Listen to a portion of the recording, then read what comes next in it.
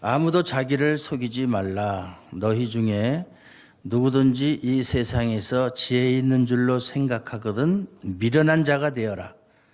그리하여야 지혜로운 자가 되리라.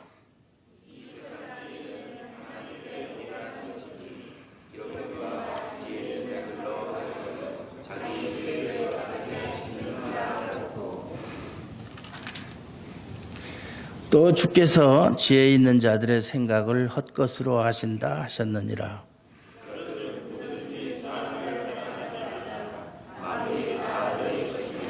바울이나 아볼로나 게바나 세계나 생명이나 사망이나 지금 것이나 장래 것이나 다 너희의 것이요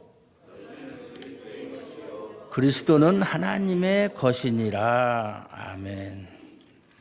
이 말씀은 오늘 이 말씀은 앞에서 1장 18절에서부터 2장 16절까지의 말씀을 다시 한번 강조하는 그런 내용입니다. 지금 고린도 교회의 가장 큰 문제가 뭐냐? 분쟁이라고 그랬죠. 분쟁과 분열.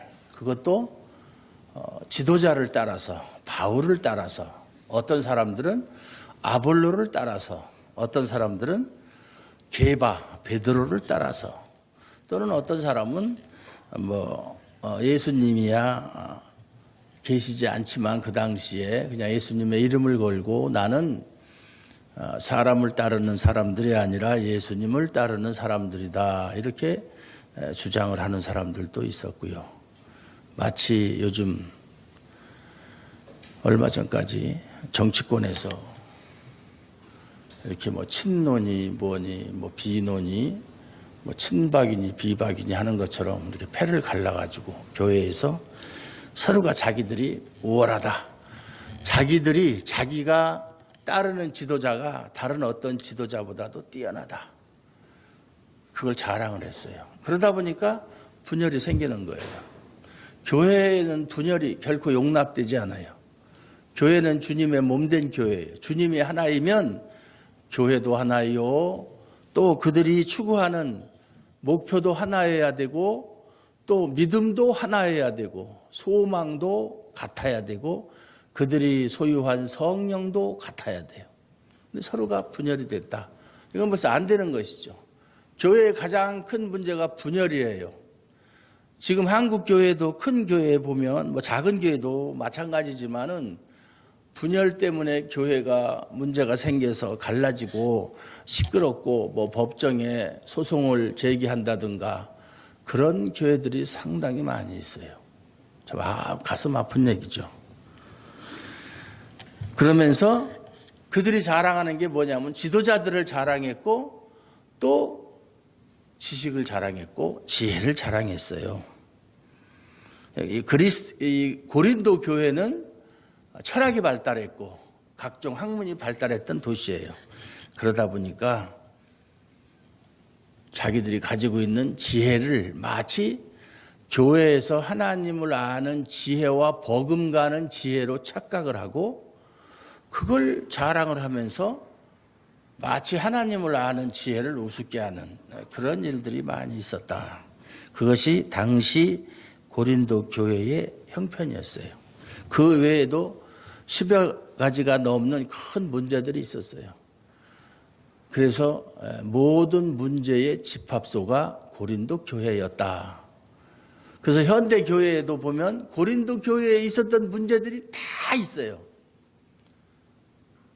지금 많은 사람들이 이단 그러면은 과연 이단이란 무엇인가?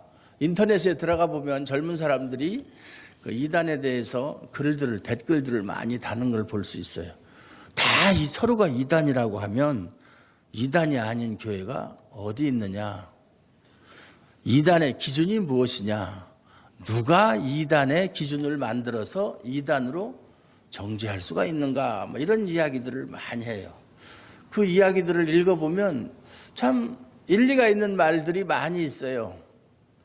자기 입맛에 안 맞으면 이단이냐? 자기가 속해 있는 교단이 아니면 이단이냐? 이런 식으로 그렇게 이단을 만들면 되지 않지 않느냐 뭐 이런 이야기들도 많이 하고 그러는데, 서로가 자기들이 가지고 있는 지혜, 자기들이 가지고 있는 교리, 이것이 최고다, 뭐 다른 것은 다 잘못된 것이다 라고 하는 생각 때문에 그런 일들이 벌어진다. 이단의 특징이 뭔지 아세요? 요즘에 한참 활발하게 활동을 하고 있는 신천지, 지금은 조금 뜸하지만 그래도 아직도 대학생들 사이에 많이 성행하고 있는 JMS, 정명석, 조금 시들해졌죠. 그리고 과거에는 무슨 박태선이, 천부교 박태선, 통일교의 문선명. 그러니까 이단하면 떠오르는 게 교주의 이름이 떠올라요. 교주. 그래서 교회에서는요, 목사 이름을 앞에 내세우면 교회가 안 되는 거예요. 그건 잘못된 교회예요. 목사가 교회의 주인이 아니에요. 물론 헌법상, 교회의 헌법상 교회의 대표는 목사다라고 나와 있지만, 그것은 교회의 모든 일들을 책임진다는 면에서 그런 것이지, 교회를 다스리고 교회 위에 군림한다는 뜻으로 그렇게 말하는 거 아니에요. 그래서 교회, 어느 교회 성도든지 간에 우리 교회 목사님이 최고다, 우리 교회 목사님은 스펙이 대단하다, 뭐 어쩌고 저쩌고, 신령하다. 그런데 그들이 주장하는 내용을 보면 사실과 다른 것들이 너무나 많이 있어요. 잘 알지 못하고 자기 교회에서 우물안 개구리식으로 자기 교회에서 전해지는 말씀만 듣고 거기에 새내리다 보면 다른 말씀은 다 틀린 것 같고 아주 잘못된 거죠. 분별력이 없어요. 이단들이 그렇게 해서 빠지는 거예요. 바깥에서 보면 틀렸는데 자기들은 모르는 거예요. 그런 걸 조심하셔야 돼요. 그래서 여기 보면 오늘 말씀도 아무도 자기를 속이지 말라. 남한테 속이고 남을 속이거나 남에게 속임을 당하는 것은 정신을 잘 차리면 분별하고 또 조심하면 속지 않을 수도 있어요. 가장 무서운 게 뭐예요? 자기가 자기를 속이는 거예요. 그리고 자기한테 속는 거예요. 소위 말해서 착각하는 거예요. 거짓말도 100번 하면 진실이 된다, 이런 말이 있어요. 자기 체면이죠. 나는 그렇다. 막 나는 참 이쁜 사람이야. 옛날에 거울아 이 세상에서 누가 제일 이쁘냐, 백설공주인가? 거기에 보면 왕비님이 제일 이쁩니다. 그러면 그 사람은 자기가 정말로 이 세상에서 제일 이쁜 것으로, 물론 백설공주가 자라기 전에는 그것이 사실이겠죠. 그러다 보면 자기가 자기 체면에 걸려서 자기가 이 세상에서 제일 이쁜 사람으로, 아름다운 사람으로 착각할 수 있어요. 뭐 그것뿐만 아니라 다른 면에서도 마찬가지예요. 자기가 속는 거예요. 사실 이 세상의 모든 면에서 자기를 능가하는 사람들이 얼마나 많이 있어요. 누구를 무시하고 그럴 수 있는 사람이 없어요. 어느 면에서든지. 세상적인 지혜에서도 그렇고, 이 방면에서는 내가 최고다. 그럼 세상 사람들 다 모아놓고 겨뤄봤어요? 그렇지 않았잖아요. 자기가 최고라는 증거가 없잖아요. 자기가 그렇게 생각할 뿐이지. 그렇게 되면 남을 무시하게 된다 이 말이죠. 자기 기만에 빠져서. 그 위험한 거예요. 설령 정말로 객관적으로 그 사람이 자기가 이 세상 누구보다도 뛰어난 재능, 지혜, 지식 뭐 이런 걸 가졌다고 남들이 인정을 해 주더라도 자기는 그렇게 생각하면 안 돼요. 자기는 나보다 뛰어난 사람들 얼마든지 있다. 공자가 그랬어요. 우리가 객관적으로 볼 때 공자만큼 지식이, 그 당시에 지식이 많은 사람이 있었겠는가? 없었다고 생각이 되죠. 공자만큼 많은 책을 읽었고 책을 썼고 많은 제자들을 가르쳤고 수천 명의 제자들을. 공자의 제자가 3,000명 이상 됐다고 그래요. 그렇게 수많은 제자들을 거느리고 있으면서 수업을 할 때 제자들이 질문을 하면 이 사람은 이것에 대해서 질문을 하고 저 사람은 저것에 대해 질문하면 동시에 질문을 해도 다 알아듣고 다 대답을 했다고 그래요. 그 사람으로서 있을 수가 없는 얘기죠. 저도 이렇게 뭐 중국에 가서 성경 공부할 때 질문 있으면 질문하세요. 그러면 한 사람이 질문하면 그 사람에 대한 질문을 대답하고 나서 그 다음에 또 다른 사람 질문을 이렇게 하지 한꺼번에 다 질문을 해놓고 10명, 20명 다 듣고 나서 아까 여러분들이 질문한 거에 대해서 내가 대답을 하겠습니다 하고 그렇게 할 수 있는 그런 능력을 가진 사람이 거의 없죠. 근데 공자는 그렇게 했대요. 사실인지 아닌지는 뭐 확인되지 않았으니까 모르지만은 그럼에도 공자가 이런 말을 했어요. 나처럼 책을 많이 읽은 사람이 없다. 그런 말을 했어요. 나처럼 책 많이 읽은 사람이 없다. 얼마만큼 자신하면 그런 소리를 했겠어요. 그러나 사람이 셋만 모여도 나를 가르칠 수 있는 스승은 있다 그랬어요. 얼마나 겸손한 소리예요. 나보다 책을 많이 읽은 사람은 없을지라도 사람 셋만 모이면 그중에 나를 가르칠 수 있는 지혜로운 사람이 있다는 거예요. 그러니까 뭐냐면 누구한테든지 배울 거 있다는 얘기예요. 혼자서 모든 것을 다 하나님처럼 알 수 없다는 얘기예요. 그런 자세를 가져야 된다 그 말이에요. 특히 교회 내에서 남들이 아무개 집사님 저분은 정말 대단하시다. 믿음도 좋고 무엇도 잘하고 막 이렇게 칭찬하고 축혀 세울 때 조심해야 돼요. 그때 교만해지면 안 돼요. 그럴수록 더 낮아져야 돼요. 아무도 자기를 속이지 몰라. 너희 중에 누구든지 이 세상에서 지혜 있는 줄로 생각하거든. 네가 똑똑하다고 네 스스로 생각하거든. 네가 지식이 많다고 생각하거든. 미련한 자가 되어라. 그리하여야 지혜로운 자가 되리라. 역설이죠, 역설. 여기서 말하는 지혜란 세상 지혜를 말하는 것이고 세상 지혜가 뭐냐면 그 당시 성행했던 수학이나 철학이나 도덕이나 이런 거 가지고 하나님의 지혜인 구원의 도리를 알 길이 없다 그 말이에요. 세상에서 배우는 지혜 지식이 가치 없다는 얘기가 아니라 하나님을 알고 구원을 얻는 데는 그것이 도움이 되지 않는다. 세상 지혜와 하나님의 지혜를 비유해서 얘기하는 것이지 잘못 오해하면 안 되는 거예요. 그러면 공부할 필요 없겠네 이런 식으로 나오면 안 되는 거예요. 이 세상 지혜는 하나님께 미련한 것이다. 하나님을 아는 데는 전혀 쓸모가 없다. 그렇죠. 뭐 철학에 도통을 한다고 해서 하나님을 알 수 있어요. 물론 철학에서 저도 철학을 잘 알지만 철학에서 신을 존재할 수 있는 증명을 하는 수는 있어요. 뭐 우주론적 증명이라든가 목적론적이라든가 존재론적이라든가 도덕론적 증명이라 할 수는 있지만 그들이 주장하는 그 신이 성경에서 우리가 알 수 있는 천지를 창조하신 하나님, 예수 그리스도를 우리를 구원하시기 위해서 이 땅에 보내서 십자가에 죽게 하신 그 하나님, 그 하나님을 알 수는 없어요. 철학으로. 알 수 없어요. 그것은 오직 성경을 통해서만 알 수 있어요.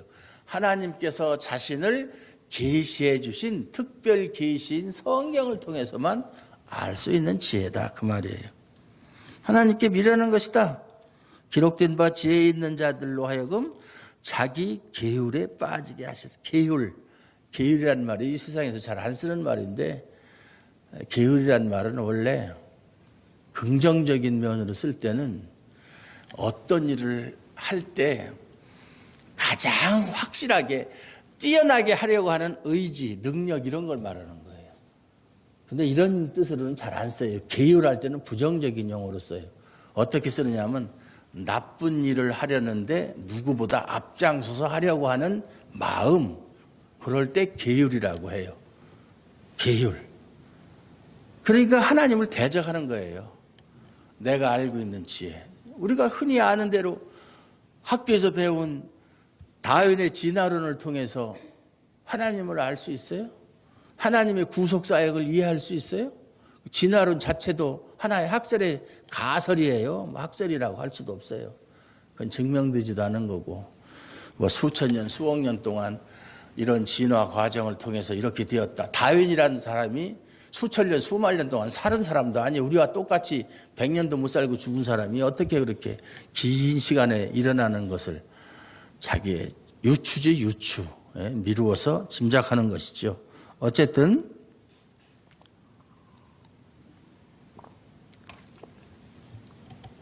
그래서 그런 것을 가지고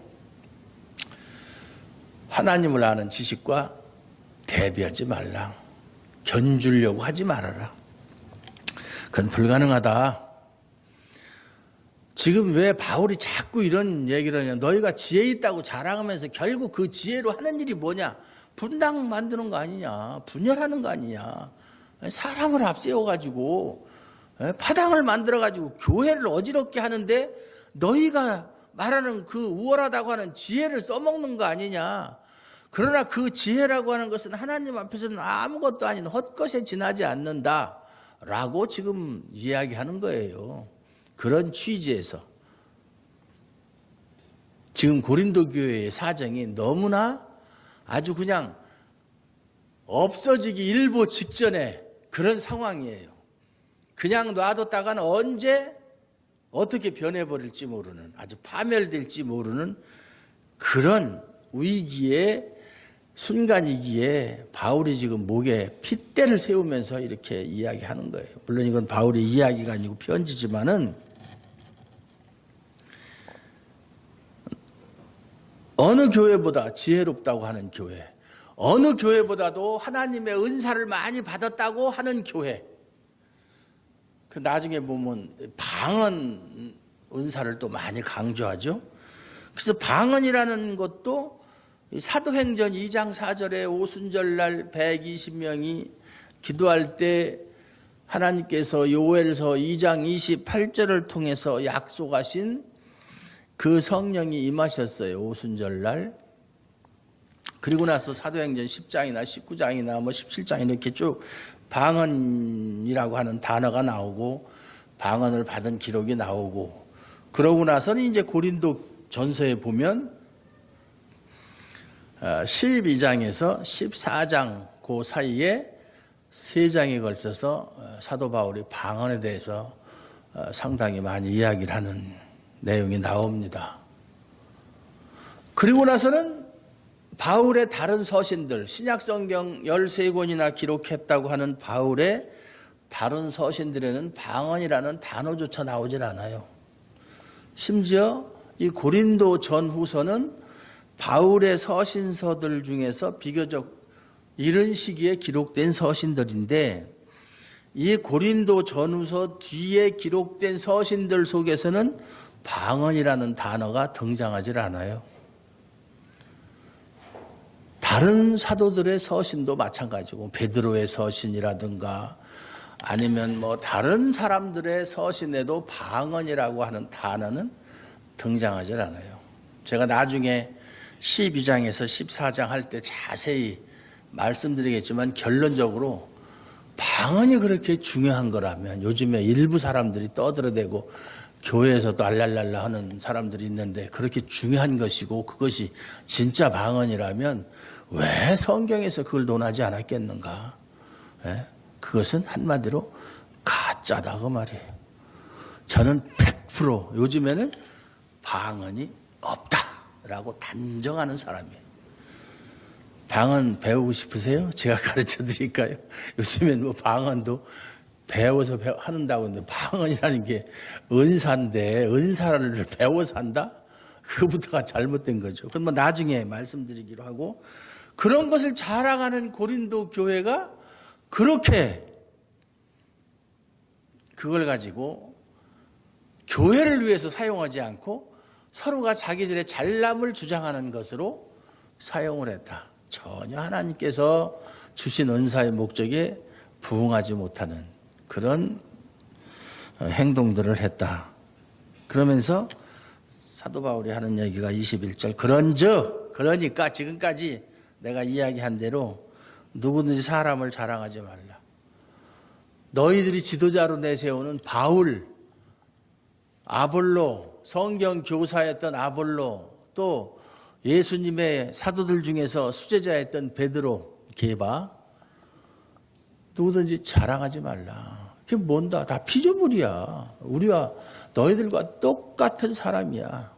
다만 그들은 하나님으로부터 교회를 목양하는 사명을 받아서 양무리들을 먹이고 양육하고 하는 사명을 받았을 뿐이지 너희들과 똑같은 사람이다. 그 사람들을 내세우지 말아라. 그렇잖아요. 교회의 원리예요. 교회의 주인은 예수님이시고 교회라고 하는 것은 하나님의 은혜로 선택받아서 구원받은 사람들의 모임이 교회예요. 여러분들이 교회예요. 그래서 바울이나 아볼로나 게바는 여러분들을 섬기고 여러분들을 하나님이 원하시는 그 길로 잘 인도하는 인도자일 뿐이에요. 굴림하는 사람이 아니에요. 교회의 모든 직분은 다 섬기는 직분이에요. 이건 계급이 아니에요. 다 섬기는 거예요. 뭐 집사는 뭐 평신도보다 높고, 뭐 장로는 집사보다 높고, 그렇게 따지는 게 아니다 이 말이에요. 제 아는 사람 중에 그 교회에서 처음 신앙생활을 해가지고 집사가 됐어요. 집사가 되고 얼마 있다가 안수 집사가 됐어요. 그러고 나서 또 장로님이 됐어요. 그러고 나서 신학을 해서 목사님이 되셨어요. 그러니까 친구들이 야, 너 출세 되게 빠르다. 그게 무슨 출세야. 목사 된 게 뭐가 출세예요 그게. 예? 따지고 보면 저희가 처음에 교회를 나갔는데 우리 목사님이 저보고 우리 양 선생 신학해서 목사 되세요 했을 때 참 속으로 악담을 해라 악담을 해. 예? 이 세상에서 제일 힘든 게 목사인데 왜 하필 나한테 그 소리를 그렇게 말씀하시는가. 좋은 얘기가 그렇게도 없나. 예? 목사가 되라고 하다니 완전히 나보고 죽으라는 얘기 아니냐. 그렇게 생각했던 적이 있었어요. 저는 지금도 그 마음은 변함이 없어요. 세상적인 말로 말해서 제일 팔자 더러운 놈이 목사하는 거예요. 예? 다 그냥 섬겨야 되잖아요. 마음에 안 들어도 무시를 당해도 여기 고린도전서 4장에도 나오지만은 만물의 찍기 같은 취급을 당하고 세상 사람들에게 웃음거리가 당해도 자기 권리 주장하지 못하고 자기 성질대로 못하고 다 죽이면서 옳습니다. 맞습니다. 그렇게 떠받들어야 돼요. 성도들을. 그게 목사예요. 그게 좋은 직업이에요? 그거 참 쓸개 있는 사람은 못해요. 그래서 저 쓸개 떼내버렸잖아. 저 쓸개 없어요. 그러니까 하는 거예요. 그러면서 사도 바울이 말하기를 누구든지 사람을 자랑하지 말라. 만물이 다 너희 것임이라. 만물, 하나님께서 만드신 우주와 만물 이런 것이 다 너희 것이라면 그 안에 속한 다른 모든 피조물 사람들까지도 다 너희 것 아니냐. 너희 것이라는 얘기예요. 근데 왜 너희 것을 가지고 그렇게 그들이 특별한 사람인 것처럼 생각하느냐 자랑하느냐 그 얘기죠. 바울이나 아볼로나 게바나 세계나 우주 생명이나 사망이나 이런 것들도 다 하나님께 하시는 일의 유익을 따라서 행하시는 일이에요. 사람이 태어나는 것과 죽는 것도 다 하나님의 계획 속에서 이루어지는 일이에요. 우연하게 태어나고 우연하게 죽는 사람 한 사람도 없어요. 불신자든 신자든 다 필연 속에서 일어나는 일들이에요. 하나님의 원대한 계획 속에서 다 이루어지는 일이에요. 지금 것이나 장래 것이나 우리 사람들이나 현재를 따지고 과거를 따지고 미래를 따지지 하나님 앞에서는 하나님은 과거 없어요. 하나님한테는 미래도 없어요. 하나님한테는 항상 현재만 있어요. 그래서 어거스틴의 시간 철학이라는 책을 보면 우리 사람에게도 항상 현재만 있다. 사람한테 과거가 없다. 그 말이 얼른 이해가 가세요? 미래도 없다. 왜냐하면 과거는 지나갔으니까 없고 미래는 돌아오지 않았으니까 없고 항상 우리 눈앞에는 현재만 있다. 그렇게 주장을 했는데 물론 하나님께 현재나 과거나 미래가 없이 항상 하나님께는 현재만 있다는 것과 어거스틴이 그렇게 주장하는 것하고는 질적으로 다른 것이죠. 네, 다른 거예요. 하나님은 모든 것이 하나님은 알파와 오메가라고 그랬잖아요. 처음과 나중이다. 모든 것이 하나님의 눈 안에 다 들어있는 거예요. 시간적인 차이가 없어요. 시간은 우리 피조물한테나 시간이나 공간이 필요한 것이지 영원한 창조주에게는 시간, 공간이 필요 없어요. 그것에 제약을 받질 않아요. 그것도 피조물이에요. 시간과 공간도 피조물이에요. 태초에 하나님께서 천지를 창조하셨다. 태초가 시간의 시작이잖아요. 피조물이에요. 원래부터 시간이 있는 게 아니고 피조물. 예. 그 전에는 시간이 없었죠. 어제 어떤 집사님이 저한테 우리 교회 집사님이 아닌 다른 교회 집사님이 전화를 했어요. 목사님 뭐 하세요? 주무세요? 제가 일찍 안 잔다는 건 뭐 알만한 사람은 다 알으니까 11시 넘어가지고 전화가 왔어요. 아니 1시 넘어가지고 1시 5분에 그래가지고 천국 가면은 그냥 계속해서 죽지 않고 산다고들 그러는데 그게 맞아요? 맞죠. 그러면 천국이 얼마나 좋은지는 안 가봐서 모르겠는데 10년 살고 100년 살고 1000년 살고 그래도 죽지도 않고 만년을 살고 100만 년을 살고 천문학자들이 말하는 1억 년을 살고 그렇게 해도 죽지 않고 산다면 아무리 좋아도 좀 지루하지 않아요? 그렇게 질문을 해요. 좀 순진한 질문이면서 참 가장 기초적인 질문이죠.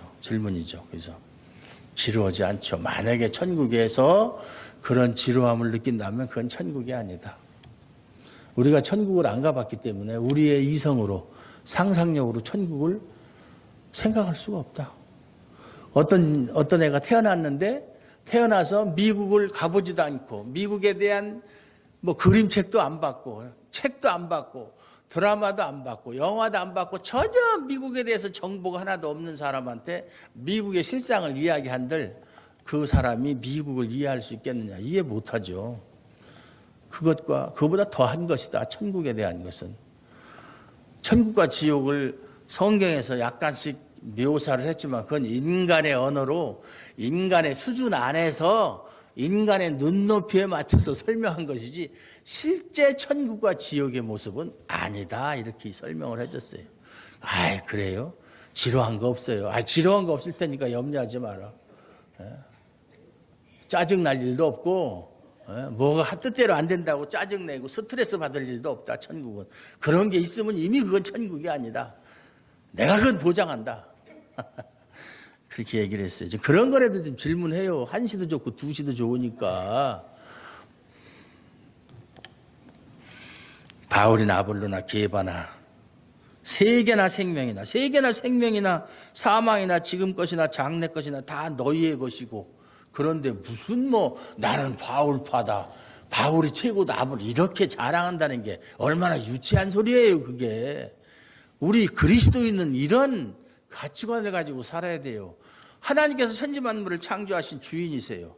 그것을 예수 그리스도한테 그 모든 것을 다스릴 수 있는 권세를 주셨어요. 예수님이 뭐라고 그랬어요? 천하를 다스릴 수 있는 모든 권세를 하나님이 내게 주셨다. 그 권세를 예수님이 우리에게 주셨단 말이에요. 믿습니까? 그런데 뭐가 그렇게 불만이 많어? 뭐가 그렇게 짜증을 내고 그래? 에? 뭐가 다 조금 안 되면 그냥 아유 이놈의 왜 저 팔자 에? 옛날에 누구하고 결혼했으면 내가 이러진 않아 이렇게 안 살고 누구하고 결혼해도 마찬가지야. 누구하고 결혼한들 구름 위에서 살 줄 알아요? 똑같아요. 똑같아. 에? 달라지는 거 없어요. 너희는 그리스도의 것이요 그리스도는 하나님의 것이니라. 이걸 거꾸로 얘기하면 하나님께서 모든 걸 다 만드시고 모든 것의 주인이시다. 그걸 그리스도에게 주었다. 그리스도가 너희에게 주었다. 그래서 너희는 모든 것의 주인이다. 너희가 모든 것을 소유한 사람들이다. 그 얘기예요. 이런 때 이제 할렐루야 그러는 거지, 이제. 할렐루야. 우리가 이렇게 위대한 사람들이에요.